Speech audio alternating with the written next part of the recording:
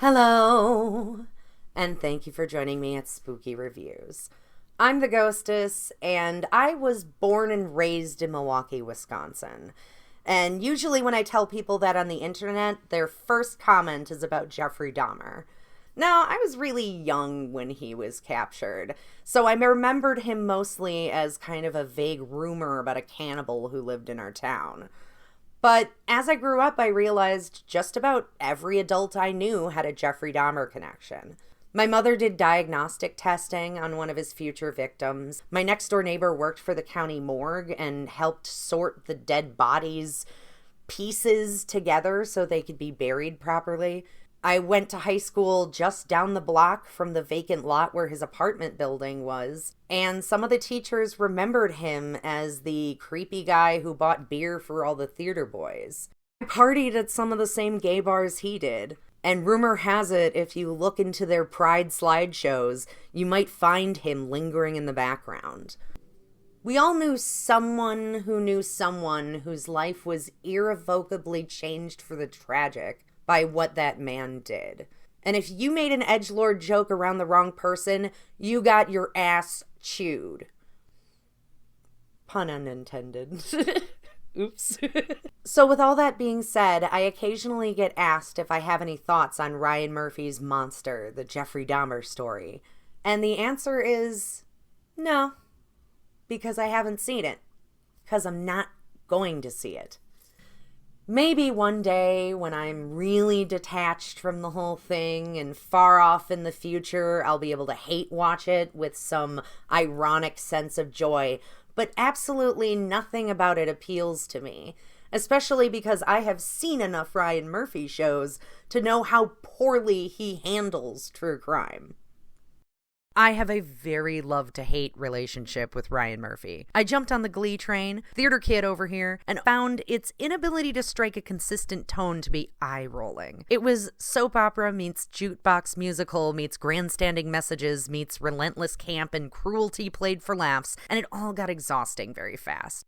I watched American Horror Story, and I liked a lot of the concepts, but found that they lacked both longevity and satisfying payoff. Too many ideas without enough thought put into each of their executions. But one thing I found very interesting was how he waffled between methods of using true crime stories in his fictional narratives. Some are clear approximations of real-world events, using fictional characters in place of the real ones, with enough similar details that I understood the nods to the Lindbergh baby kidnapping and the murder spree of Richard Speck. But then, inexplicably, they also used real people who'd really died in really horrific ways and grossly misrepresented their stories. Season 1's best example is Elizabeth Short, aka Black Dahlia, who flirts with a dentist to get free work done, gets sexually assaulted while she's unconscious, dies under anesthesia, and gets mutilated after the fact by the murder house's mad scientist ghost, which really comes across like they're trying to slut-shame the murder victim. But that was a choice. Being familiar with the real story's details, I found how they downplayed the horrific torture that this woman endured, disrespectful to her memory.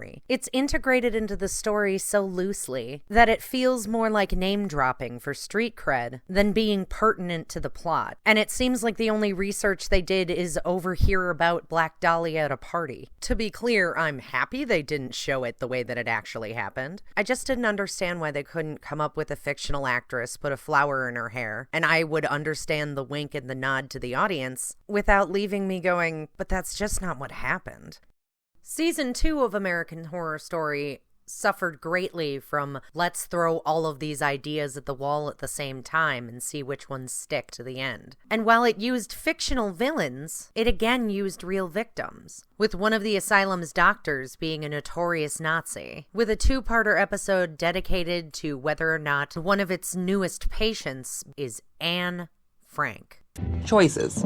They had to be Anne Frank, the most famous victim of the Holocaust. She often stands as a symbol of the enduring human spirit during a time of tragedy, that even when persecution drove her into hiding and eventually led to her death, she could still look around in the world and say, people are basically good. That name carries so much weight. And because you're connecting it to a figure that you believe your audience will know and understand what they endured, you're letting that do do all of the heavy lifting in trying to give credibility to the scene. And it's not only offensive, but it's also lazy. Both these examples end up exploiting and distorting the stories of real-world victims, so the writers don't have to try as hard to make you feel something.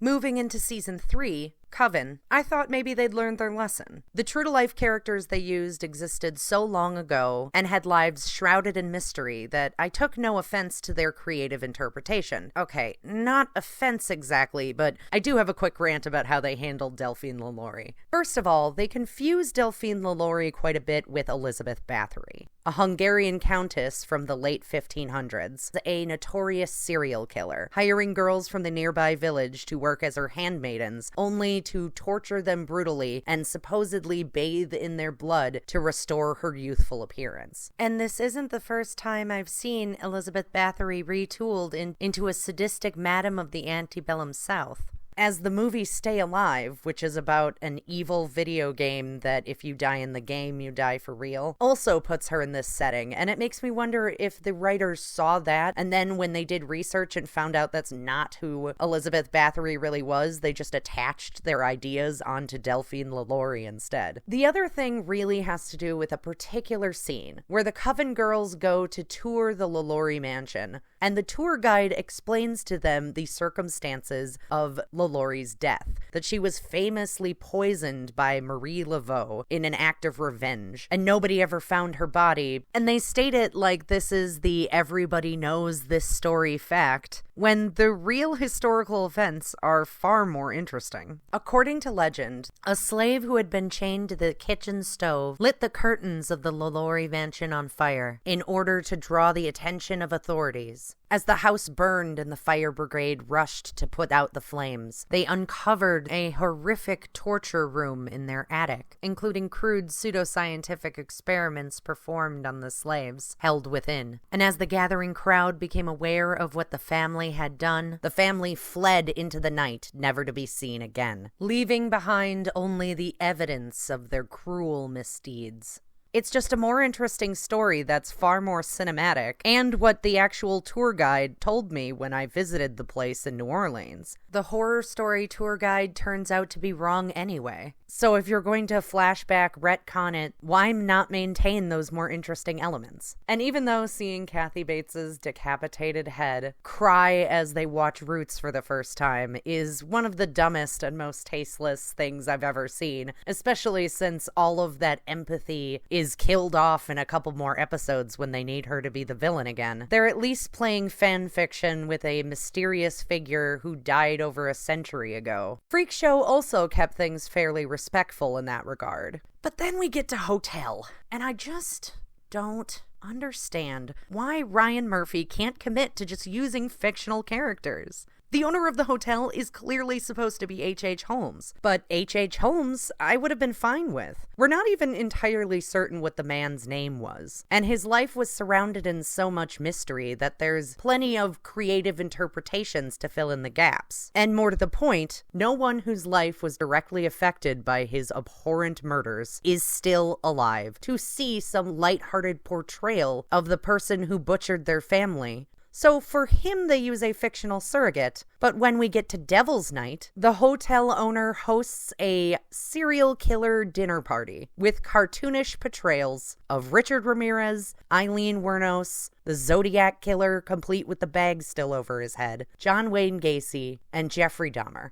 And here we learn that these serial killers were trained by our fake H. Holmes to be the best murderers they could be. And it's all played for schlock, shock, and 2 barrels of cringe, with a bunch of cheeky wink-wink reference to true crime. And I'm left going, why? Who is this for?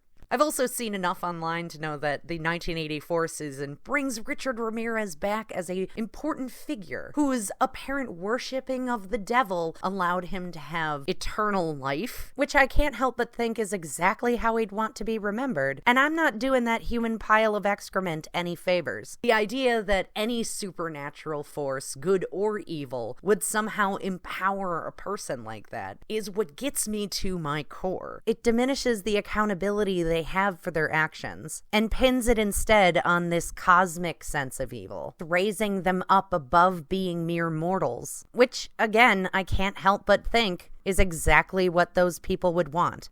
As time went on, it seemed Ryan Murphy decided to cut out the mythical murder middleman and go straight to the true crime's throat with American Crime Story. Season 1, The People vs. O.J. Simpson, was fairly tasteful, focusing primarily on the court case, or showing us a dramatic reenactment of the murder itself. There was a lot of soapbox grandstanding and a few too many unnecessary mentions of the Kardashian girls by name. But relative to Ryan Murphy, I thought it was handled fairly well. I also didn't mind the impeachment season. It mainly focused on the media circus around it and the court proceedings, and less about just the scandalous details of the crimes themselves.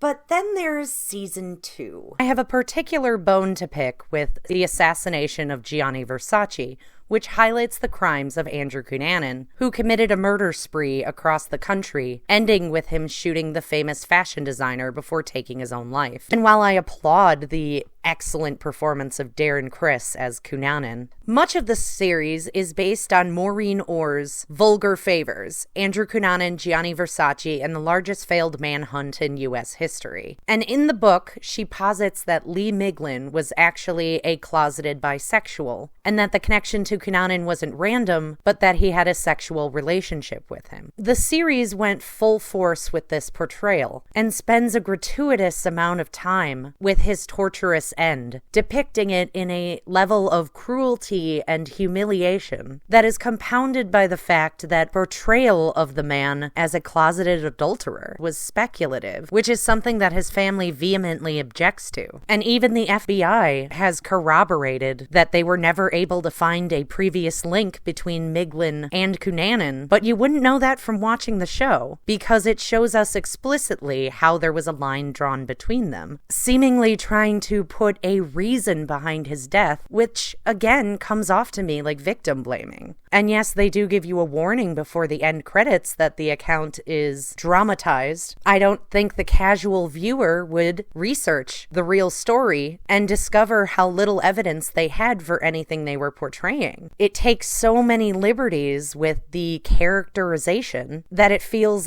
actively harmful to the relatives of the victims, particularly Miglin's family. So even on a show that's taking the subject matter more seriously, I don't see any evidence that Ryan Murphy knows how to be respectful while doing it.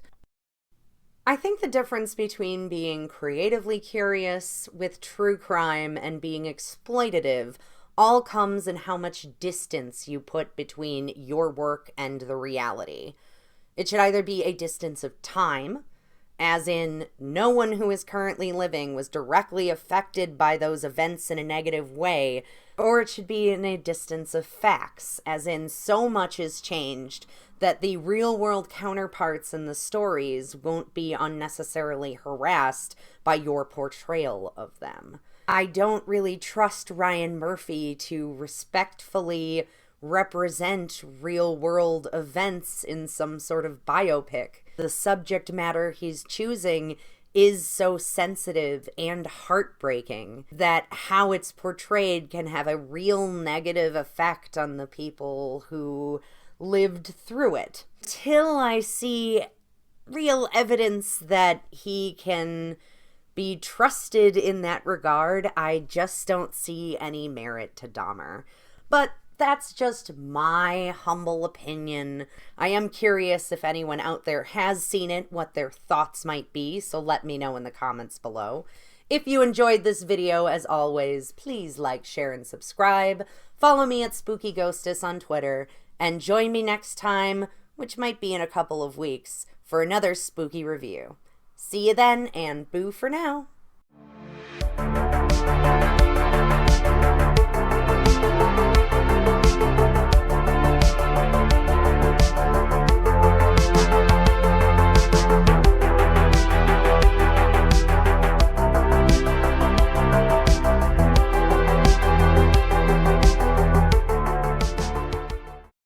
Gotta say, it's actually, Like, actually? Like, actually? Actually?